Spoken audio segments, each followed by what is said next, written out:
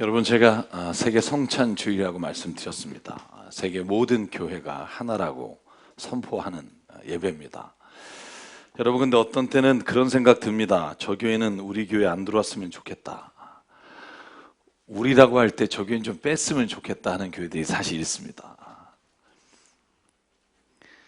그런데 모든 세계 교회가 하나라고 고백하는 건 욕먹는 교회의 모습도 우리가 함께 지고 가겠습니다 라는 것을 저는 표현하는 거라고 믿습니다.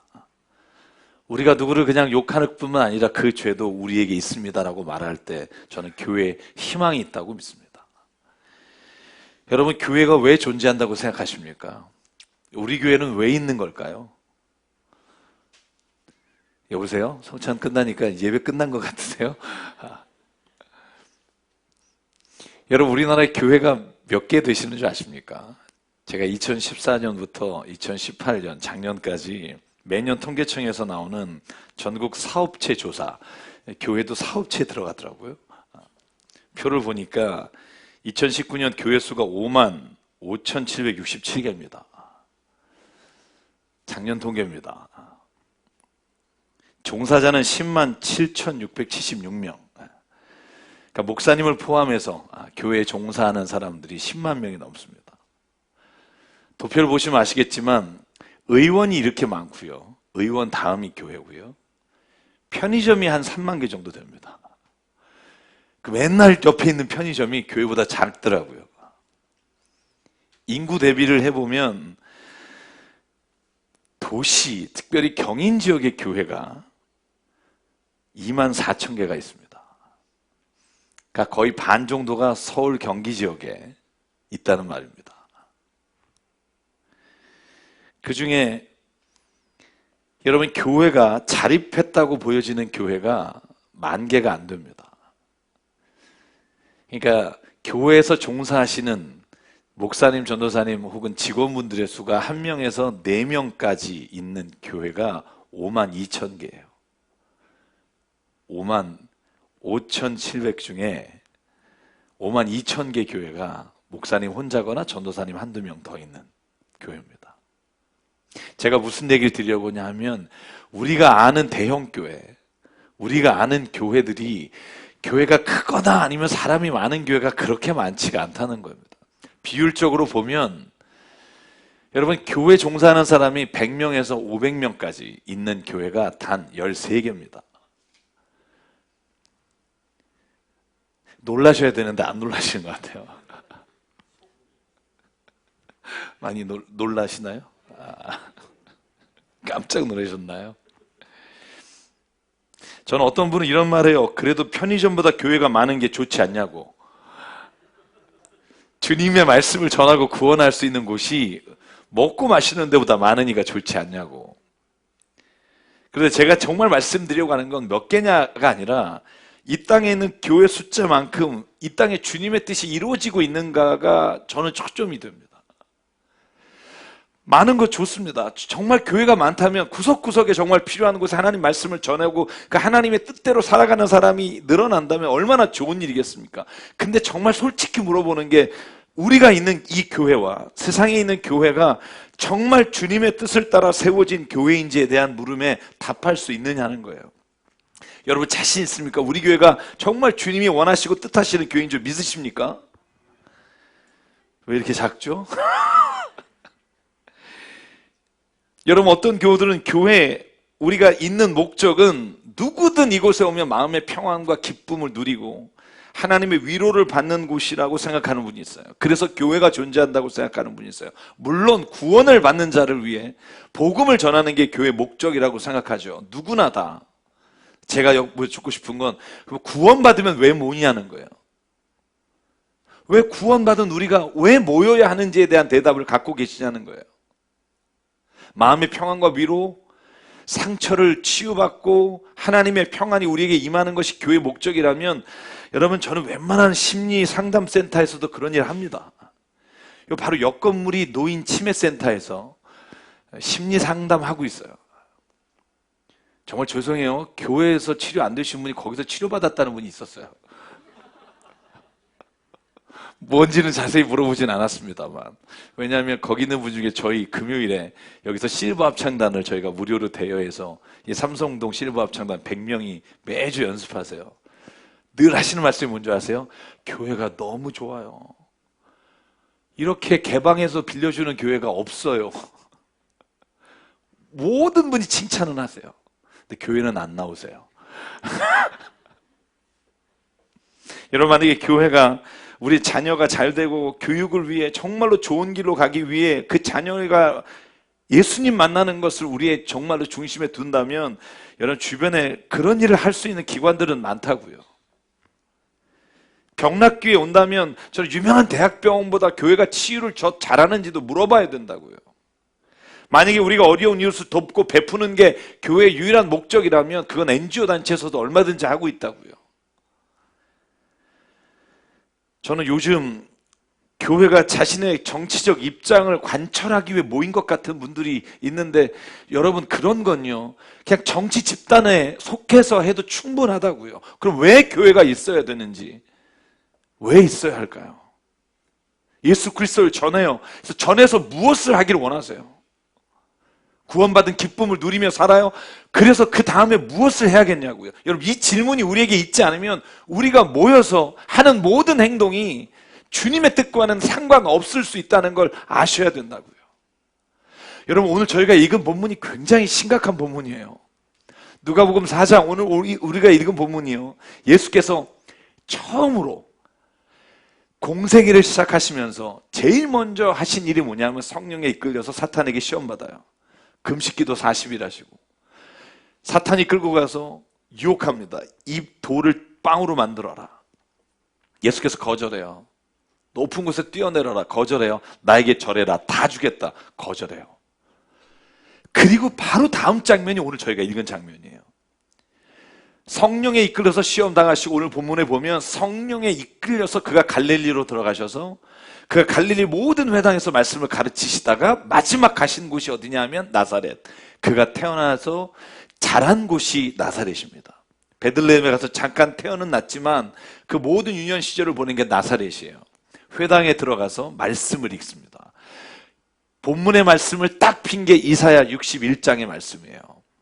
그게 오늘 누가복음 4장 18절 19절로 되어 있습니다. 예수께서 주님의 영, 하나님의 영이 임하고 주님께서 선포하신 말씀이에요. 우리 한번 같이 읽어볼까요? 시작. 주님의 영이 내게 내리셨다. 주님께서 내게 기름을 부으셔서 가난한 사람에게 기쁜 소식을 전하게 하셨다.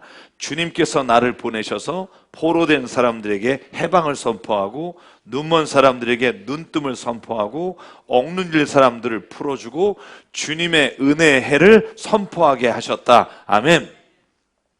여러분, 이 말씀이 이사야 61장 1절과 2절에 거의 비슷하게 나와요.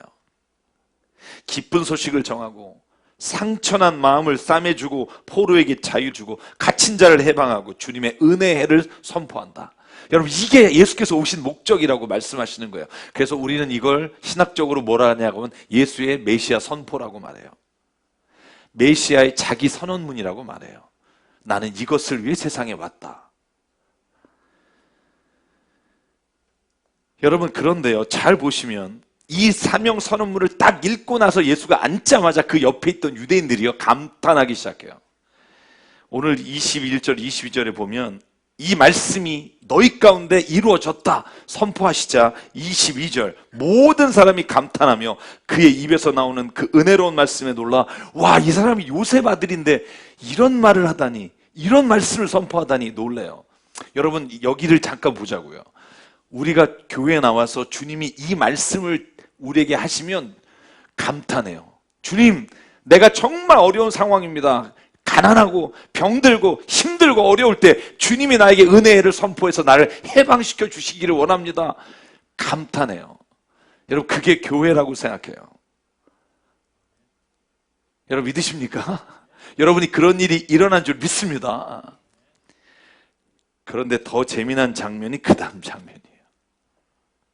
감탄했어요. 그런데 28절 29절을 보면, 4장 28절 29절 한번 보여주실래요? 회당에 모인 사람들이요, 갑자기 들고 일어나 예수를 동네 밖에 내쫓고요, 바로 다음 장면이에요. 산 위에 산 벼랑 끝에서 예수를 끌고 가 밀어 죽이려고 해요. 여러분, 이 반전이 왜 일어났을까요?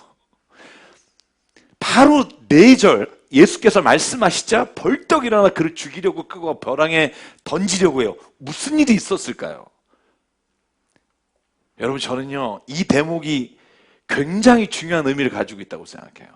모두가 감탄했어요. 왜? 병 낫는 거 싫어하는 사람이 어디 있고, 가난한 것에서 해방되는 사람 싫어하는 게 어디 있고, 여러분이 억눌린 모든 것에서 자유한 것을 기뻐하지 않는 사람이 어디 있겠어요? 그런데 유대인들이 왜 예수를 죽이려고 하냐면 바로 예수께서 하신 24절부터 27절까지 말씀 때문이에요.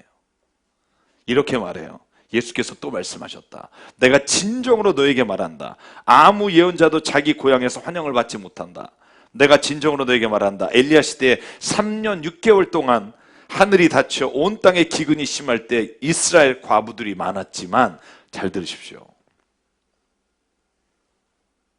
하나님이 엘리야를 그 많은 과부 가운데서 다른 아무에게도 보내지 않으시고 오직 시돈에 있는 사렙다 마을의 한 과부에게 보내셨다. 시돈은 이방 지역입니다. 이스라엘 지역이 아니에요. 그리고 예수께서 또 말합니다. 또 예언자 엘리사 시대에 이스라엘에 나병 환자가 많이 있었지만 그들 가운데 아무도 고침을 받지 못하고 오직 시리아 사람 나암만이 고침을 받았다. 시리아는 이방인이에요. 그 말을 듣고 모인 모든 사람이 화가 잔뜩 나서 예수를 죽이려고 해요. 여러분 이 본문이요, 여러분 저와 여러분에게 충격이 돼야 해요. 조금 전에 예수를 반기던 사람들이 이 4절 말씀 때문에 죽이려고 해요. 말씀을 바꾸지 않았어요. 그 선언하신 말씀이 이루어졌다고 선포하시는 거예요. 그런데 그게 누구에게 이루어졌냐면 이방인들에게 이루어졌다는 거예요. 그러니까 화가 나는 거예요. 분노하는 거예요. 여러분, 이게 우리가 다니는 교회에서 일어날 수 있는 일이라는 걸 아십니까? 예수의 사명 선포가 나에게 일어나면 좋아요. 내가 친한 사람, 내 친척, 내가 가장 가까운 사람, 나랑 생각을 공유하는 사람들에게 일어나면 하나님께 감탄해요. 어떻게 그런 일을 이루실 수 있을까요? 그런데 그 일이 내 원수 같은 사람, 우리 민족으로 하면 민족적으로 꼴보기 싫은 그 민족을 예수께서 구원하시고 똑같은 일이 이루어진다고 하니까 들고 일어나요. 죽이려고 해요. 예수를 죽이는 것이 자기가 그것을 동조하는 것보다 낫다고 생각하는 거예요. 이걸 믿음이라고 착각해요. 여러분, 우리도 이런 신앙생활 하는 사람이 얼마나 많은지 몰라요. 내 뜻과 내 생각과 내 가치관에 맞을 때만 예수님은 나의 주님이에요. 내가 조금이라도 주님 말씀 때문에 불편하거나 내가 변해하거나 내가 처참하게 무너지거나 내가 정말로 아무것도 아니라고 보여지면 차라리 예수를 죽이려고 하는 일이 얼마나 많은지 몰라요. 사랑하는 여러분, 예수님은 그 당시 유대인의 입맛에 맞지 않았기 때문에 그는 십자가에 죽었어요. 저는 오늘날에도 이것에 주목해야 된다고 생각해요. 우리가 예수님을 열광적으로 좋아해요. 예수께서 나를 구원하셨다고 찬양해요. 그런데 단 조건이 있어요. 그건 내게 기쁠 때만 그래요. 여러분, 안 그런다고 말하시는 분 있겠지만 여러분, 우리는 본질적으로 그런 이기적인 마음을 가지고 있다는 걸 인정해야 합니다. 내가 경멸하는 사람이나 내가 정말 싫어하는 그 사람에게도 은혜를 베푼다면 여러분, 저는요 그 사람하고 천국 같이 가기 싫어서 교회 떠나는 사람이 있어요. 제가 이건 직접 들은 말이에요. 여러분, 그런 사람이 성경에 많다는 거 아세요? 특별히 요나라는 사람, 자기 원수 같은 민족 아시리아의 니느웨에 가서 복음을 선포해라, 하나님이 너희를 용서해 주실 거라고, 그래서 도망갔잖아요. 저 스페인으로. 그러다가 물속에 빠져 큰 물고기가 그를 삼켜서 어쩔 수 없이 갔잖아요. 여러분, 재밌는 게 뭐냐면 오늘 본문과 똑같은 게 요나 선지자의 입에서 나와요. 여러분, 요나서 3장 10절과 4장 1절이에요. 이어지는 본문이에요. 여러분, 같이 읽어볼까요? 얼마나 우리의 마음이 이 마음과 비슷한 게 있는지를. 시작. 하나님께서 그들이 뉘우치는 것, 곧 그들이 저마다 자기가 가던 나쁜 길에서 돌이키는 것을 보시고 뜻을 돌이켜 그들에게 내리시겠다고 말씀하신 재앙을 내리지 않으셨다. 요나는 이 일이 매우 못마땅하여 화가 났다. 여러분, 니느웨 가서 회개하라 그랬더니 진짜 회개해요. 막 심지어는 동물들도 금식하면서 회개해요. 우리가 진짜 잘못했다. 그러니까 하나님이 멸망시키겠다는 걸 거두시고 그들 멸망시키지 않으니까 열받은 건 요나예요. 왜냐하면 그걸 기대하고 갔는데 그 다음이 더 재밌어요. 2절과 3절에 요나가 뭐라는지 아세요? 화가 나서 한 말이에요. 주님, 기도로 화를 내요. 내가 고국에 있을 때 이렇게 될 줄 알고 내가 이렇게 될 거라고 미리 말씀드리지 않았습니까? 내가 서둘러 스페인으로 달아났던 것도 바로 이것 때문입니다. 하나님은 은혜로우시고 자비로우시고 좀처럼 노하지 않으시며 사랑에 한없는 부리셔서 내리시던 재앙마저 거두실 것임을 내가 알고 있었기 때문에 안 간다, 그런 거예요. 그 다음 말이 가관이에요. 주님, 이제는 제발 목숨을 좀 거둬가 주십시오. 이렇게 사느니 차라리 죽는 게 낫습니다. 아니, 요나가 왜 화났고 왜 죽여달라고 왜 죽겠다고 할까요? 니느웨가 구원받은 것 때문에 승질나는 거예요. 여러분, 이게 굉장히 웃긴 얘기잖아요. 우리가 객관적으로 보면 되게 웃겨요. 그런데 이 일이 매일 우리 교회 안에 일어나요. 정말 죄송하지만 많은 교회 안에 이 일들이 예수의 이름이라는 것을 가지고 일어나요. 정말 교회가 세상으로부터 부유함이 아니라 우리가 가난하고 우리가 가진 것이 없어도 세상을 부유케 하시긴 주님의 말씀을 따라 세워졌음에도 불구하고 교회가 영광을 받고 교회가 부자가 되고 교회가 자기의 무엇인가를 이루기 위해 세워지면서 이 왕국을 기뻐한다고요.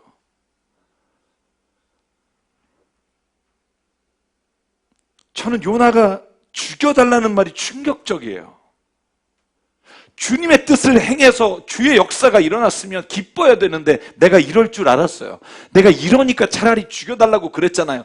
나 이제 죽고 싶어요. 여러분, 이게 우리가 갖고 있는 이기적인 신앙의 핵심일 수 있다는 거예요. 정말 죄송해요. 저하고 다른 뜻이 있는 분이 있을 줄 알아요. 그러나 제가 수요선곡부 때 늘 말씀드린 게 있어요.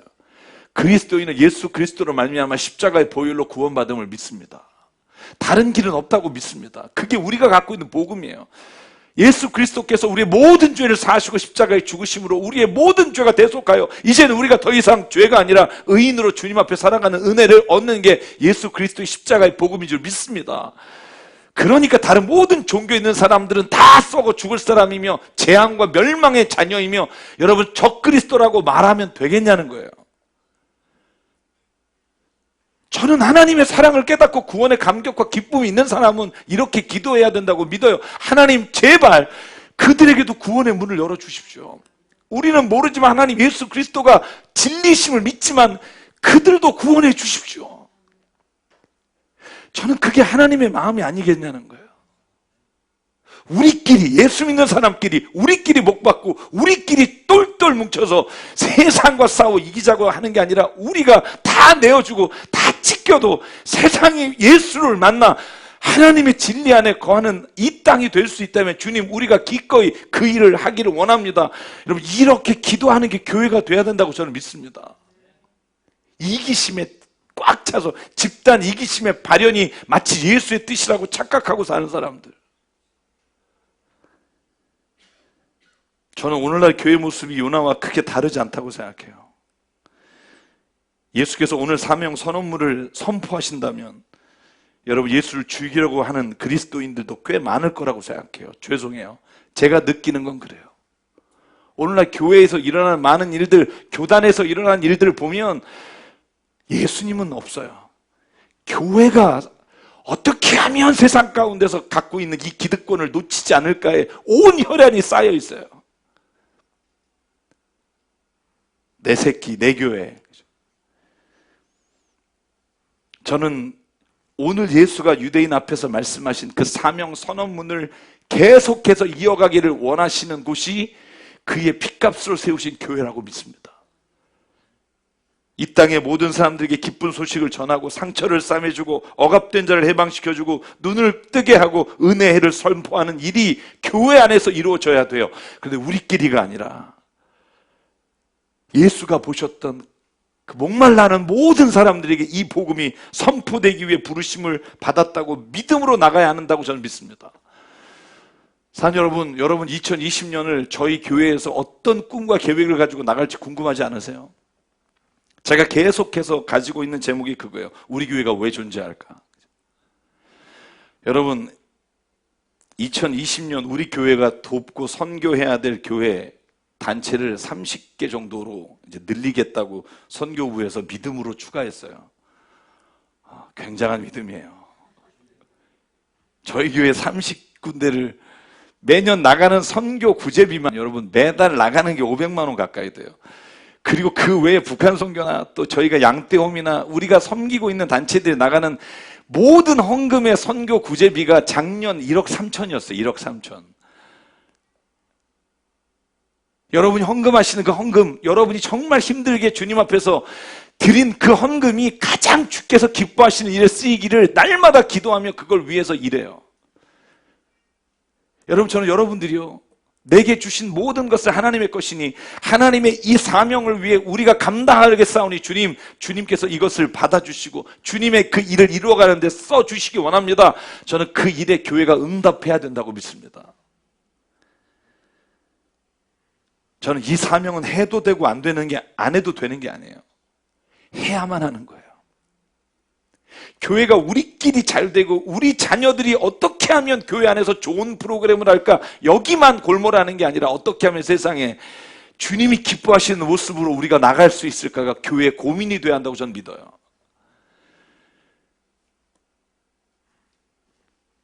여러분, 아무리 내 입맛에 맞지 않아도 혹은 내 생각과는 달라도 이 예수의 선포만큼은 우리가 꼭 지켜야 되는 말씀이라고요. 사는 교회 여러분, 그런데 이 사명을 감당하기 위해 반드시 알아야 될 게 있어요. 그건 뭐냐 하면 이건 우리끼리 합쳐서 힘을 모아 갈 수 있는 게 아니라는 거예요. 쉽게 말하면 우리끼리 이걸 정해서 이걸 잘해봅시다라고 할 때 반드시 거기는 이기심과 싸움이 나타날 수밖에 없다는 거예요. 여러분, 베드로라고 하는 제자도요, 예수께서 교회를 세우시겠다고 하신 다음에 여러분, 예수께서 이제는 이 제자들에게 교회를 맡기고 이제 예수님께서 떠나실 것을 준비하시며 이렇게 처음으로 마태복음 16장에 말해요. 이제는 내가 고난을 받고 죽임을 당하며 사흘째 되는 날 살아날 것이다 라고 말하자마자 베드로는요, 조금 전에 너의 반석 위에 교회를 세우겠다 말을 들은 이 사람이 아닙니다 주님, 뭔 소리입니까? 어딜 갑니까? 가길 우리하고 만세 영광을 누리셔야지. 여러분, 그때 예수께서 뭐라고 말하냐면 사탄아 물러가라 그래요. 사탄아 물러가라. 여러분, 저는요, 오늘날 교회 안에서 이루어지는 많은 일들을 예수께서 사탄아 물러가라라고 말씀하실 수 있다고 봐요. 어떨 때 자기들의 유익과 자기들의 영광을 위해 예수가 오신 목적을 이루지 않는 교회를 향해 사탄아 물러가라고 예수께서 말씀하신다고요. 사랑하는 제자가 이 말씀을 하실 때 얼마나 마음이 아프셨을까. 저는요, 교회를 세습하면 안 된다, 뭐 교회를 엄청나게 큰 돈으로 지면 안 된다, 뭐 이런 얘기에 대한 본론적인 얘기가 아니라 그걸 누굴 위해 하느냐를 보자는 거예요. 누굴 위해. 저는 주님께 기도하는 게 뭐냐면, 만약에 주님, 제가 만약에 어떠한 이유로 해서라도 제가 어디에 있는 것이 주님의 영광을 가리는 거라면 주님, 저는 사라지고 주님이 남기를 원합니다. 저는 이게 교회가 돼야 된다고요.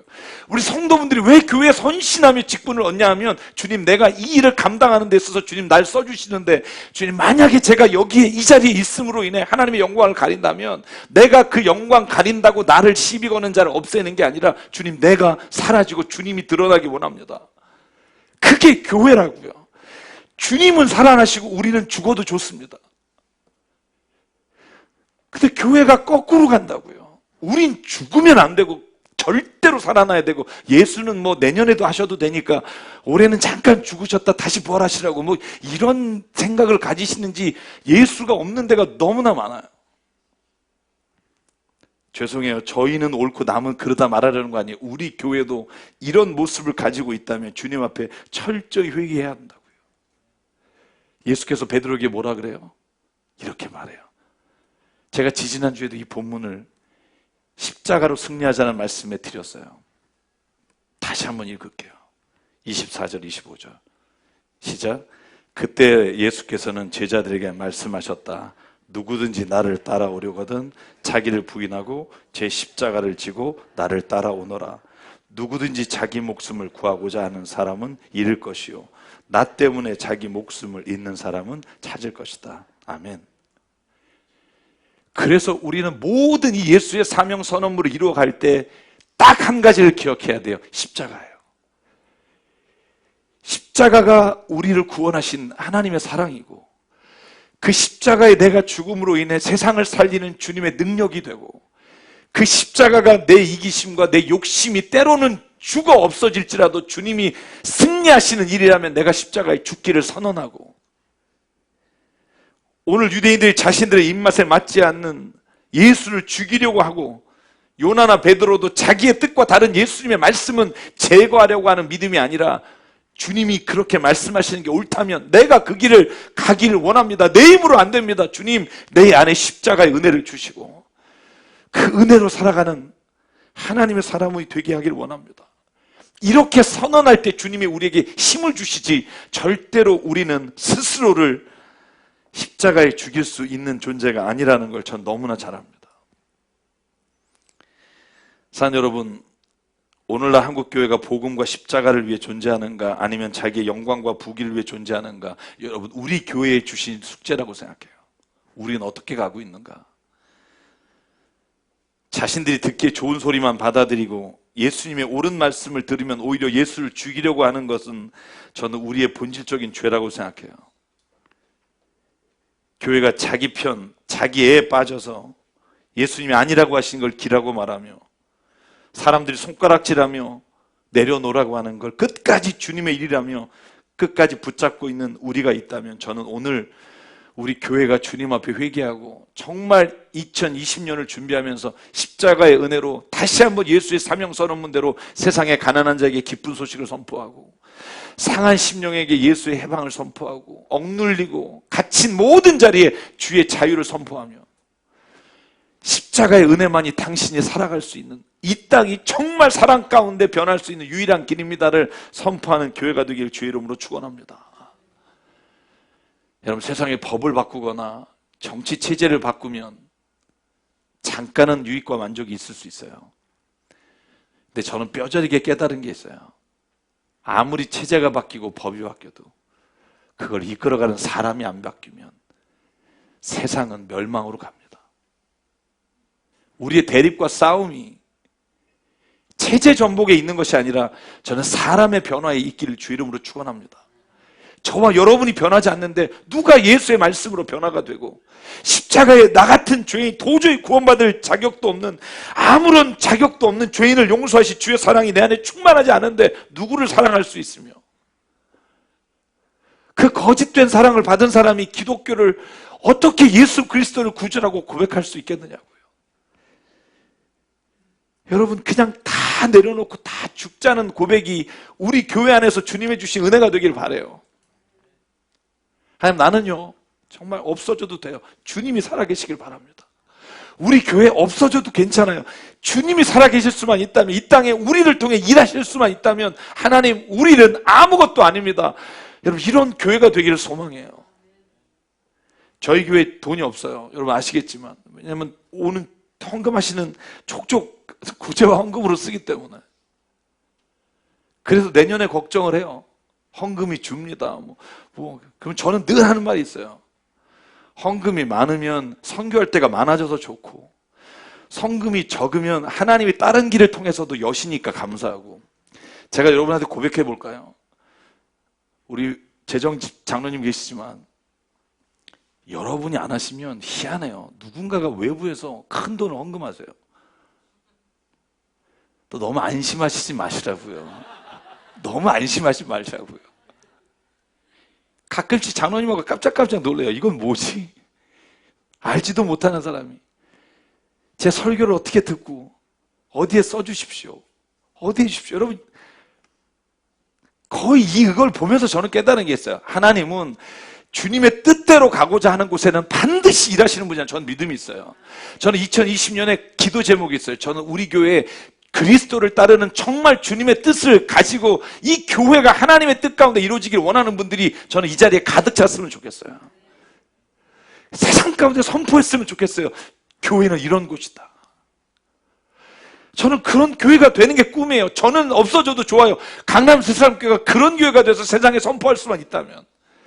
저는 그게 제가 이 교회를 세운 12년 전에 주님이 주셨던 마음으로 하나님이 이끌어 가시는 교회가 된다면 저는 그것으로 정말 만족하고 여기에 정말 기둥 하나를 청소하는 자리에만 있어도 저는 하나님 앞에 감사하고 살 수 있다고 매일매일 기도합니다.